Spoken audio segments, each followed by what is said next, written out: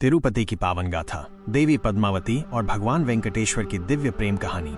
यह कहानी प्रसिद्ध तिरुपति मंदिर परिसर की आध्यात्मिक समझ के लिए बेहद जरूरी है। ये हमें बताती है कि कैसे प्रेम, त्याग और भक्ति के धागों से बुनी हुई एक दिव्य लीला ने भगवान और उनके भक्तों के बीच एक अटूट रिश्ता बनाया। स्वर्णिम कमल से जन्मी पद्मावती।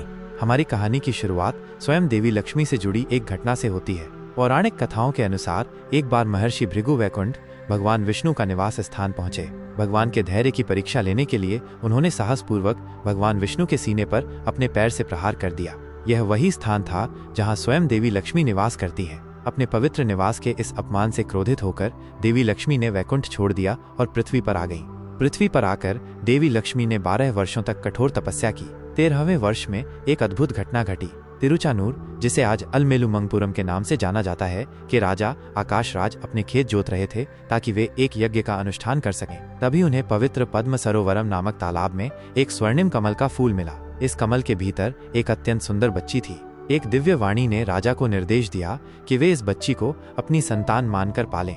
चूंकि ये बच्ची पद्म यानी कमल से जन्मी थी, इसलिए उसका नाम पद्मावती रखा गया। राजा आकाश राज और उनकी पत्नी धरणी देवी ने तिरुचानूर के अपने राज्य में इस बच्ची को बड़े प्यार और दुलार से पाला। दिव्य मिलन और प्रेम का आगमन। इधर भगवान विष्णु देवी लक्ष्मी को खोने के बाद उन्हें खोजने के लिए पृथ्वी पर आए। उन्होंने श्रीनिवास का रूप धारण किया, जो बाद में भगवान वेंकटेश्वर के नाम से विख्यात हुए।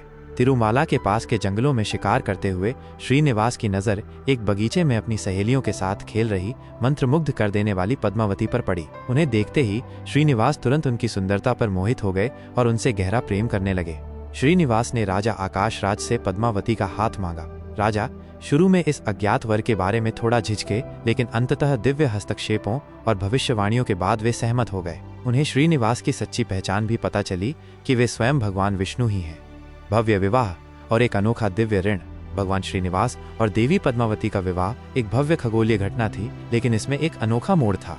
कुबेर से ऋण। इस दिव्य विवाह के भव्य खर्चों को पूरा करने के लिए भगवान श्रीनिवास को एक बड़ी राशि की आवश्यकता थी। उन्होंने धन के देवता कुबेर से एक बहुत बड़ी रकम उधार ली, इस वादे के साथ कि वे इसे कलयुग के अंत तक चुका देंगे।